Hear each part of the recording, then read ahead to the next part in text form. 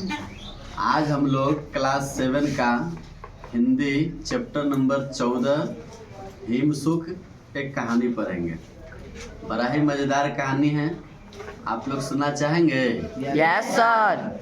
चलिए तो आज बताते हैं, बड़े ध्यान से सुनिए क्या कहानी में क्या बात बताया जा रहा है। बहुत समय पहले अवध में एक राजा राज करता था। उसके 3 लड़के थे। तीनों बहुत पढ़े लिखे और बुद्धिमान भी थे, गुणी भी थे। राजा का बेटा तो ऐसे भी होना चाहिए, क्या बुद्धिमान होना चाहिए, पढ़ा लिखा होना चाहिए और गुणवान होना चाहिए। एक दिन राजा ने अपने तीनों राजकुमार को परीक्षा लेने के लिए बुलाया। राजा कहा कि अब हम अपने बच्चों का टेस्ट वेस्ट लेके देखते हैं कि क्या उसमें बदलाव आया है। वह जानना चाहता था कि किसी दोषी को अगर सजा देना हो तो उसका क्या विचार होगा। सही बात है, आज अभी आप बच्चे हैं, कल आप भी बड़े होंगे, कल आप पर भी दायित्व आएगा। तो राजा तो अब उम्र हो गया उसका, अब राजा का राजपाट कौन संभालेगा? उसका बेटा राजकुमार जो तीनों है वो। तो आखिर उसको डिसीजन लेने आएगा कि नहीं, फैसला वो कर पाएगा कि नहीं, निर्णय वो कैसे करेगा, इसका तो ज्ञान होना चाहिए। तो राजा सोचा कि एक बार इसका परीक्षा ले लेते हैं, कैसा उसका विचार होता है वो हमें पता भी चल जाएगा कि कौन मेरा बेटा है जो ज़्यादा होनहार है। क्योंकि 3 बेटा है तो तीनों तो राजा बन नहीं पाएगा एक बार में, बनेगा तो कोई एक, लेकिन एक बनेगा तो बनेगा कौन? उसमें क्वालिटी होना चाहिए, एजुकेशन होना चाहिए, उसका अच्छा थॉट होना चाहिए। ठीक है, तो एक सवाल उसके मन में था, राजा के मन में, कि अगर किसी दोषी को सजा देना हो तो उस मामले में इस तीनों का कैसा विचार है, किस प्रकार से ये सजा देंगे। बुलाया तीनों को, कहा कि मान लो कि अगर मैं अपने जीवन और सम्मान की रक्षा की जिम्मेदारी किसी को सौंप दूं। सवाल है, राजा पूछ रहा है अपने बेटे से कि अगर मैं अपने जीवन और सम्मान की रक्षा का जिम्मेदारी किसी को सौंप दूं, यानी किसी को दूं कि तुम मेरे जीवन का रक्षा करो, और वो आदमी विश्वासघाती निकले तो उसे क्या सजा देना चाहिए? सवाल बड़ा जानदार है। अगर हम किसी को अपनी सुरक्षा के लिए, चाहे धन संपत्ति हो या खुद का सुरक्षा हो, उसके लिए हम उसको नियुक्त किए, और वो आदमी, वो व्यक्ति अगर विश्वासघाती निकल जाए तो हमें क्या करना चाहिए? हम उसको क्या सजा दे सकते हैं? सजा का प्रावधान होता है ना। पहले तो राजा महाराजा हुआ करते थे, ऐसे कोर्ट कचहरी नहीं लगता था, वकील नहीं होता था, समझ गए? तो राजा ही न्याय करता था उस समय। सबसे बड़े लड़के ने कहा जवाब में कि ऐसे आदमी की गर्दन फौरन धड़ से अलग कर देना चाहिए। समझ गए? बड़ा बेटा क्या बोला कि अगर वो विश्वासघाती निकले तो ज़्यादा सोचना विचारना नहीं है, सीधा गर्दन उड़ा देना चाहिए उसका। ठीक है, दूसरा लड़का के पास भी जवाब था। दूसरा लड़का से पूछा गया, बताओ अगर तुम्हारे पास ऐसा कंडीशन आएगा तो तुम क्या करोगे? तो दूसरा लड़का भी कहा कि ऐसे आदमी को क्या देना चाहिए? मृत्यु दंड देना चाहिए। क्या मृत्यु दंड? मतलब मौत का सजा। उसके साथ किसी तरह की कोई दया दिखाने नहीं चाहिए। तो बच्चे का जवाब मिल गया राजा को। अब बताइए, आपको ये जवाब सही लगा या गड़बड़ लगा? आपके हिसाब से दोनों बेटा जो उसका है, पहला और दूसरे नंबर का, ये दोनों सही जवाब दिया कि नहीं दिया? क्या करना चाहिए था उसको? कुछ और सोचना चाहिए था कि नहीं? चलिए तीसरे बेटा का जवाब सुनते हैं। तीसरा लड़का चुपचाप बैठा रहा। क्या बात है मेरे बेटे? राजा पूछता है। तुम कुछ नहीं बोले, तुम्हारा क्या विचार है? सवाल फिर दोहरा देते हैं कि अगर किसी को हम अपने जीवन का सुरक्षा का जिम्मेदारी दें और वो आदमी विश्वासघाती निकले, सुनाई दे रहा है जी? Yes sir. जोर से बोलो। अगर किसी को हम अपना सुरक्षा का जिम्मेदारी दिए, वो विश्वासघाती निकले तो उसे क्या सजा देना चाहिए? राजा का सवाल था। तीसरा बेटा जवाब देगा, छोटा राजकुमार। वो जवाब क्या देगा? तो वो बोलता है, महाराज ऐसे कसूर की सजा मौत के सिवा और कुछ नहीं हो सकता। अगर कोई विश्वासघाती निकला तो एकदम पक्का है कि उसको मौत के सिवा दूसरा कोई सजा नहीं हो सकता। लेकिन क्या कहा, लेकिन, किंतु, परंतु, अगर, मगर, ये सारे सवाल को फंसाने का काम करता है ना। ये सब लेकिन लग जाता है ना तो गड़बड़ हो जाता है। तो यहाँ पे बड़ा छोटा बेटा क्या कहा कि अगर विश्वासघाती निकले तो उसको मौत के सजा से बढ़ के कोई दूसरा सजा नहीं है। लेकिन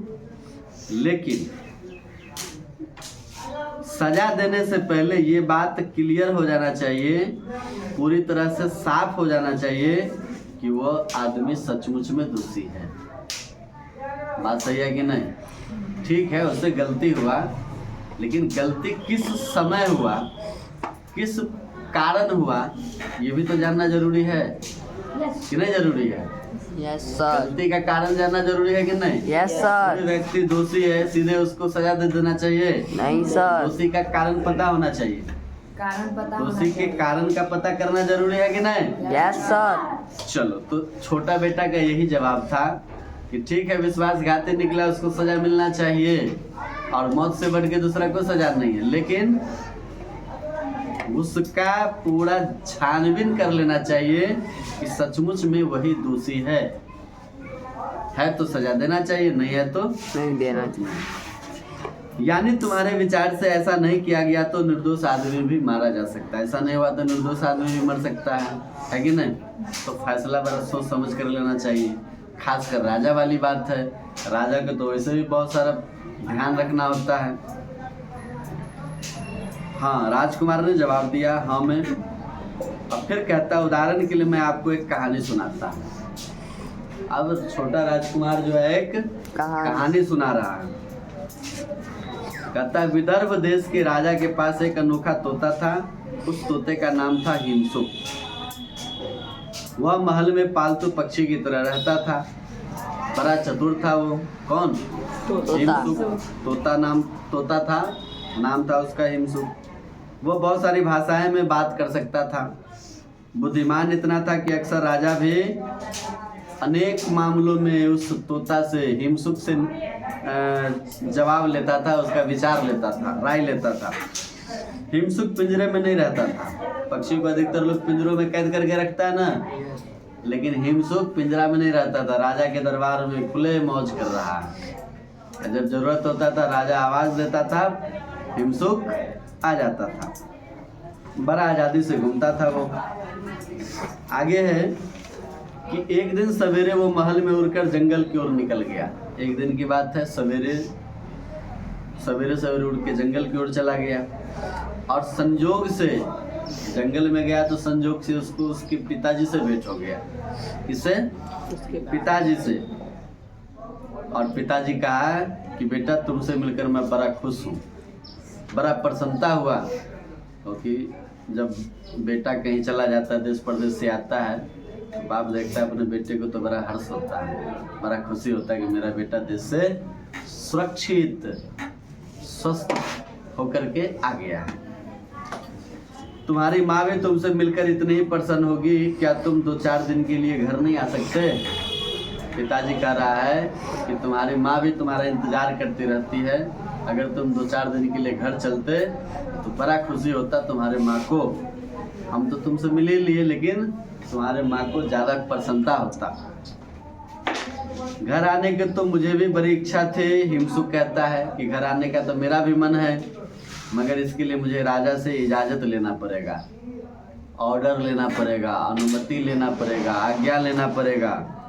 महल वापस जाकर हिमसुक ने राजा से घर जाने की आज्ञा मांगी। महल गया, फिर पिताजी से भेंट घाट हो गया, बाबूजी से।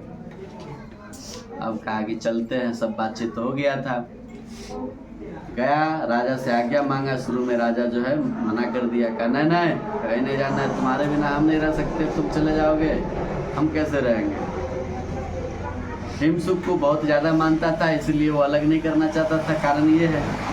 लेकिन अंत में मान गया, कहा कि ठीक है, तुम घर जाकर अपने माँ बाप के साथ कुछ दिन बिता लो, ठीक है, लेकिन जल्द ही वापस आ जाना। ठीक है, कौन बोला? राजा बोला कि ठीक है तुम इतना जिद करते हो तो ठीक है जाओ, लेकिन भेंट घाट करके जल्दी वापस आ जाना। ही नहीं कि हाँ 15 दिन का छुट्टी लिए 1.25 महीना बिता दिए, ऐसा नहीं होना चाहिए। होता है ना, कोई के आदमी देश प्रदेश रहता है, आता है 10 दिन का छुट्टी लेकर के, और यहाँ पे गांव घर में मन इतना लग गया कि बस 10 दिन का छुट्टी 1.25 महीना, 2 महीना, 3 महीना लगा देता है। तो मालिक क्या करेगा? दूसरा स्टाफ रख लेगा कि नहीं रख लेगा? लेकिन जहाँ पे मजबूरी है उसी को रखना, उसको हर हाल में आना पड़ेगा।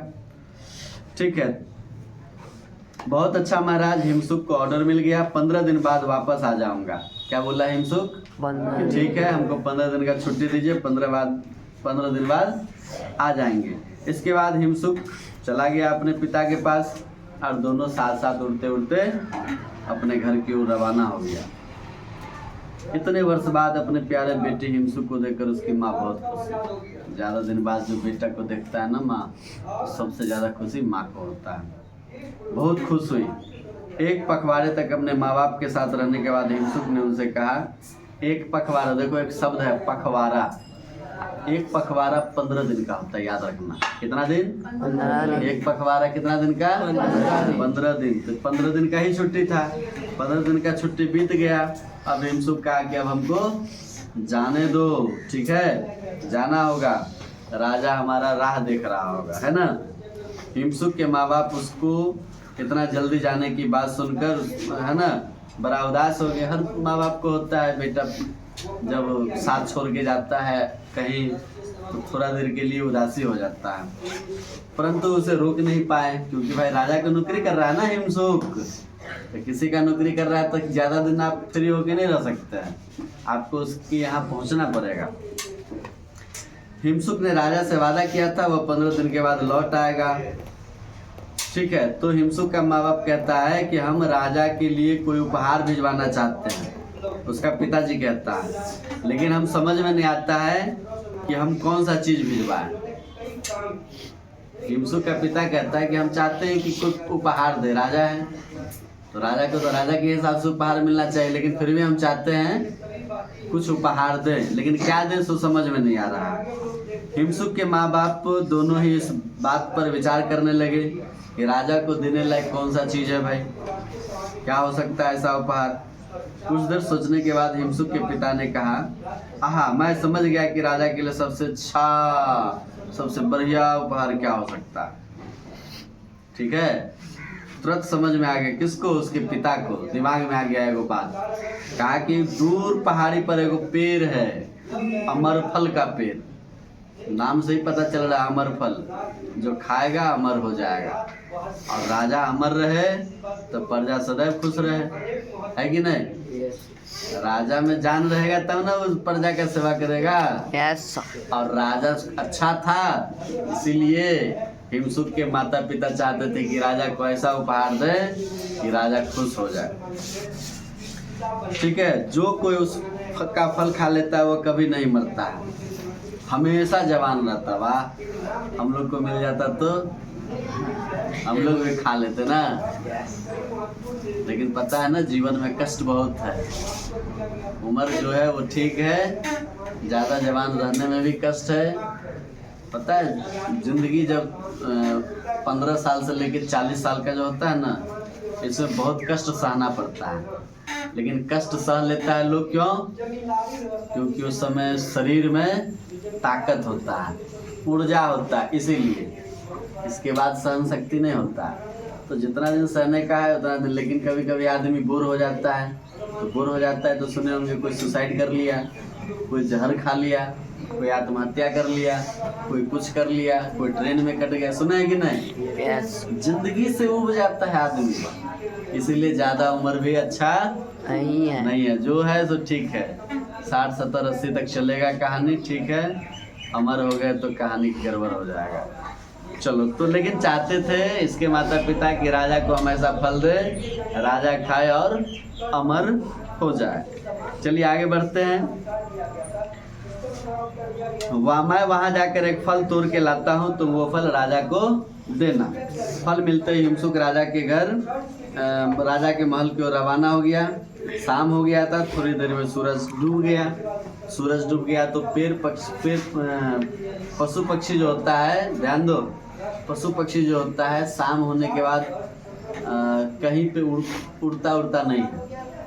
वो जहीं शाम हो गया वहीं पे पेड़ पे विश्राम करने लगता है, या कोशिश रहता है कि हम शाम तक अपने घर पहुंच जाएं। अगर नहीं पहुंच पाया तो जहां पे उसका शाम हो गया उसी आसपास में अपना रात गुजारेगा, फिर सवेरे निकलेगा। ऐसा होता है पक्षियों में। हिमसुक ने किसी पेड़ की डाल पर बैठकर रात काटने का इरादा किया, लेकिन इससे पहले वो सोचा कि इस कीमती फल को किसी ऐसे जगह छुपा दूं ताकि वो सुरक्षित रहे। तो उसको एगो तने में जो है, एक पेड़ के तने में एक खोखला छेद दिखाई दिया। उसने उस छेद में अमरफल को रख दिया। क्या अमरफल को रख दिया, उस खोखला छेद में रख दिया और पास ही डाल पर आराम करने लगा, सुस्ताने लगा। थोड़ी देर में उसको नींद आ गया। थक जाता है ना चलते चलते। पेड़ का वो खोखला छेद जहरीले सांप का घर था। जहाँ अमरफल रखा था वो क्या था? जहरीला सांप कौन होता है मालूम है ना? कोबरा का घर था वो।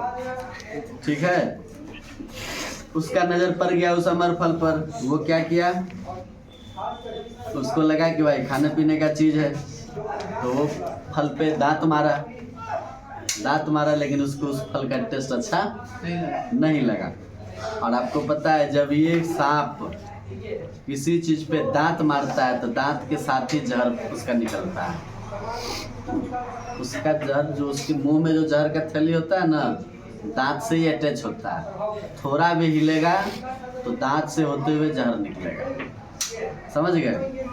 तो उसको अच्छा नहीं लगा तो फिर वो छोड़ दिया। लेकिन आपको पता है जहर फैल गया होगा। ठीक है, उसने उसे वैसा ही छोड़ दिया। लेकिन जिस समय सांप ने फल पर दांत गिराया उस समय उसके दांतों से कुछ जहर भी निकल आया। जहर से फल क्या हो गया? जहरीला। बताए बात। दूसरे दिन जब सवेरा हुआ, हिमसुक फल उठाया और चल दिया सीधा। राजमहल पहुंच गया। राजा से मुलाकात हुआ और अपने माँ बाप से दिया हुआ जो अमरफल था वो राजा को भेंट किया। उस जादुई फल को पाकर राजा बड़ा खुश हुआ। उसने फल खाने से पहले एक दरबार लगाने का निश्चय किया। कहा कि भाई हिमसुक हमारे लिए अच्छा फल लाया। विशेषता तो बताया होगा ना कि राजा साहब ये अमर फल है, जो खाएगा अमर हो जाएगा, और ये मेरे माता पिता आपके लिए लाया। तो हिमसुक स्पेशल राजा को बताया। अब राजा चाहता था कि बड़का दरबार लगा दें, एक के बारे में सबको बता दें, उसके बाद खाया जाएगा। ठीक है, दरबार में उसके मंत्री और राज परिवार के सभी सदस्य उपस्थित हुए। राजा ने सबके सामने फल उठाया, दरबार लग गया। ठीक है, राजा फल उठाया और जैसे ही फल खाने के लिए तैयार हुआ तो मुख्यमंत्री कहा, रुकिए राजा जी, स्टॉप स्टॉप स्टॉप। महाराज, कहता मुख्यमंत्री, महाराज जरा ठहरिए। बुद्धिमानी की बात ये होगी कि फल खाने से पहले इसे किसी जानवर को खिलाया जाए। क्या पता इसमें जहर हो, क्या पता ये आपको मारने का साजिश रच रहा हो। देखो अब इस जगह पे मुख्यमंत्री ठीक बात कर रहा है कि खराब कर रहा है? ठीक। मुख्यमंत्री का काम है कि अपने राजा की भलाई के लिए हमेशा सोचना, एक एक डेग साफ सुथरा चलना, ताकि कोई भी परेशानी न हो। इसी प्रकार चंद्रगुप्त मौर्य को जब चाणक्य जो है राजा बनाने का प्रयास किया था, तो चाणक्य जो है रोजाना रसोइया को बोल दिया था कि तुम जो है चंद्रगुप्त मौर्य को जो भोजन देना, उस भोजन में थोड़ा सा जहर मिलाते चलना, थोड़ा सा जहर मिलाते चलना। और थोड़ा सा जहर चंद्रगुप्त मौर्य को रोजाना भोजन में दिया जाता था। और चंद्रगुप्त मौर्य को वो जहर धीरे धीरे एडजस्ट होता गया, उसको बाद में पता चला। अब चाणक्य ऐसा क्यों किया था? तो चाणक्य का कहना था कि अगर कोई दुश्मन चंद्रगुप्त मौर्य को बुलाकर या बंदी बनाकर जबरदस्ती अगर उसको जहर भी खिला देगा तो मूर्छित हो सकता है, मर नहीं सकता है। कितना दूर का सोचा। इसीलिए चंद्रगुप्त मौर्य का जो बेटा हुआ था बिंदुसार, उसके पूरे शरीर पे बिंदु बिंदु था, dot dot dot dot dot dot dot, इसीलिए उसका नाम क्या पड़ा था, बिंदुसार। तो मुख्यमंत्री तो सही सोचा यहाँ पे कि भैया ठीक है, मान लिया अमरफल है, लेकिन क्या पता इसको पहले खा के चेक करा दिया जाए। ठीक है, तो क्या किया, छोटा राजा जो है उसका सुझाव माना और फल काटा, छोटा सा टुकड़ा एक कौवे को दिया। कौवा खाया, खाते ही मर गया। काहे मर गया कि जहाँ पे हिमसुक रात में ठहरा था उस खोदर में जो रखा था वहाँ सांप उस पे दांत मार दिया था अमर फल पे, और फल क्या हो गया था, जहरीला। खाते ही मर गया। अब तो हो गया बवाल वाली बात, भाई राजा को खिलाना था, राजा मर जाता तो क्या होता। महाराज मंत्री ने कहा आज आप बाल बाल बचे, देखिए ये अमर फल नहीं है, ये मृत्यु फल है ना। इससे ये भी जाहिर है कि फल खिलाकर हिंसुक आपको मारना चाहता है। और मंत्री एकदम तेज आवाज में, जोर से ऊंची आवाज में कहता है, इससे यह स्पष्ट हो गया, पूरे दरबार लगा हुआ है कि हिमसुक आपको जीवित नहीं रहना देना चाहता है, वो आपको मारना चाहता है, मारने का साजिश रचा। बिना सोचे समझे उसकी गर्दन उड़ा दी। और इतना बात जैसे ही बोला, राजा जो है लपक लिया हिमसुक को, उसका गर्दन मरोड़ दिया, तोड़ दिया, मर गया बिना सोचे समझे। ठीक है, उसकी गर्दन उड़ा दी। इसके बाद उसने हुक्म दिया कि जहरीले फल को नगर के बाहर एक गहरे गड्ढे में दबा दिया जाए। राजा फिर आदेश दिया, ये जो अमर फल है इसको कहीं कोई धोखा से खा लिया तो फिर मर जाएगा, तो नगर से दूर गहरे गड्ढे में इसको डाल दिया जाए। फल जमीन में दफना दिया गया, मगर कुछ ही दिन समय बाद उसका बीज जो है निकल के बढ़ने लगा और बढ़ते बढ़ते पूरा पेड़ बन गया। कुछ समय बाद उसमें बड़े बड़े सुंदर चमकीले फल लग गए। ठीक है, जब राजा उस विचित्र पेड़ के बारे में सुना तो कहा ये फल तो जहरीला है, क्योंकि यही हम बोले थे अपने आदमियों को कि दबा दो इसको। इस फल से जो है फिर निकल गया पेड़, ये तो जहर वाला पेड़ है, इसका फल क्या है, जहर फल है, ये अमर फल नहीं, कौन फल है, मृत्यु फल है। तो राजा क्या किया, हुक्म दिया कि उस पेड़ के चारों ओर एक घेरेवा बना दिया जाए, जिसको कहते हैं बार बना देना। तो घेरेवा बना दिया, तार होता है ना, तार का मेर चारों तरफ से, कोई अंदर में नहीं घुस सकता। और हर समय पेड़ की रखवाली की जाए ताकि कोई भी इस जहरीले फल को नहीं खाए। मृत्यु फल की खबर सारे शहर में फैल गई। राजा चर्चा कर दिया, राजा रहता तो ऐसे भी बात फैल जाता है। जनता को उस पेड़ के पास फटकने में भी डर लगने लगा। राजा ही खबर फैलाया, जैसे लॉकडाउन में मोदी जी कहे सबको छिपली पीटो, तो सब घरे घरे छिपली पीट दिया था कि नहीं। भाई मोदी जी का बात है ना, तो राजा का बात रहेगा, तो राजा जो कहेगा वो आदमी सुनेगा कि नहीं। तो लोग वहाँ भी नहीं, इधर उधर भी नहीं रहता था, कहता था नहीं रही फल कहीं धोखा से हाथ में आ गया था, हाथ जहर हो जाएगा, कहीं मुंह में सट गया तो जहर मुंह में चला जाएगा, मर जाएंगे। अगल बगल भी नहीं लोग रहता था। उसी दिनों आगे देखो फिर एक कहानी है। उसी दिन शहर में एक बूढ़ा और बुढ़िया रहते थे। उसी समय की बात है कि बूढ़ा बुढ़िया रहते थे, बहुत गरीब थे, उसका कोई हेल्प करने वाला नहीं था, कोई सहायता करने वाला नहीं, है ना। किसी तरह दूसरों की मेहरबानी पर जीवन गुजर बसर होता था उसका।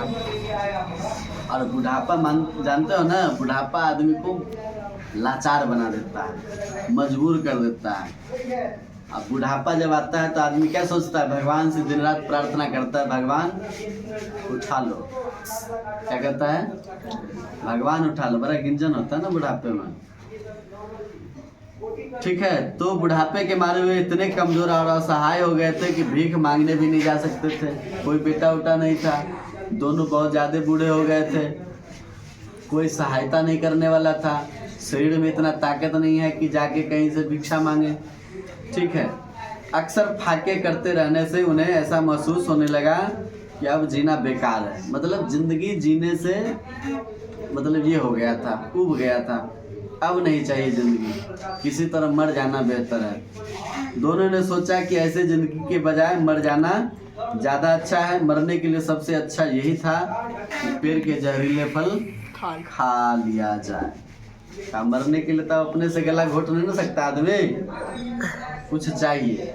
तो जहर भी दुकान में खरीदने जाता तो पैसा लगता। तो एगो अच्छा जगह मिला उसको, क्या मृत्यु फल, जो राजा साइड में करवा दिया था, तो उसे फल निकल गया, पेड़ तैयार हुआ, फल लगाया उसमें।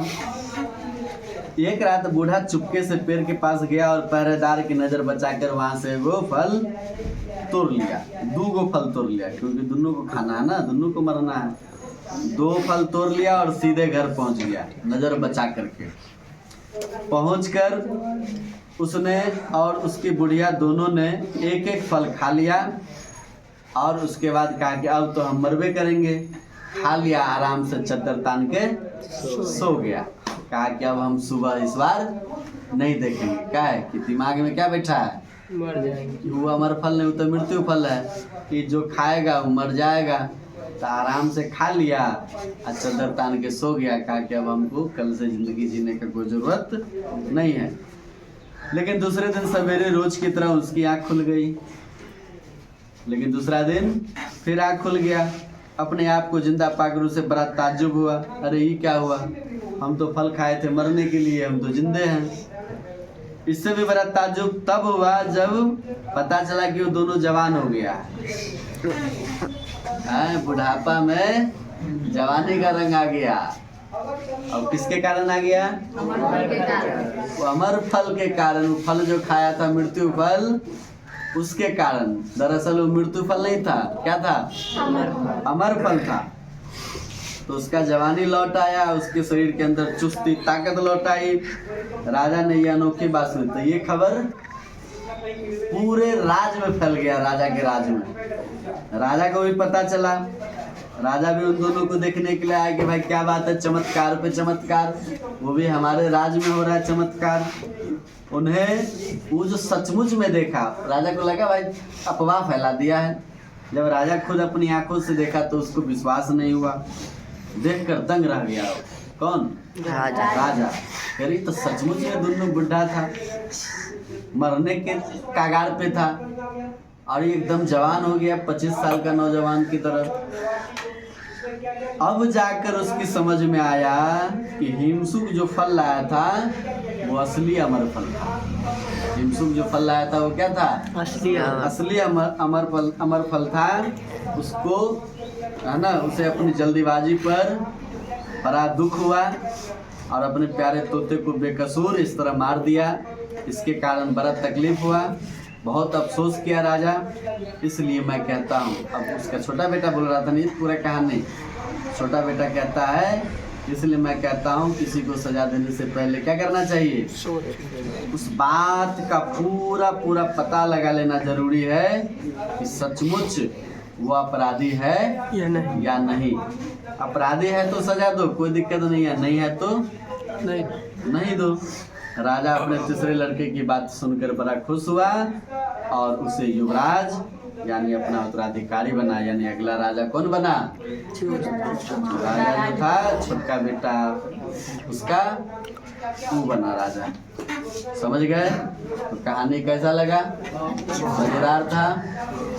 समझ में आया कि नहीं? आप कोई बोलने के लिए कहेगा तो बोल सकते हैं ना? चलिए, थैंक यू। इस प्रकार से बढ़िया से पढ़ के आइएगा और कल सुनाइएगा, ठीक है?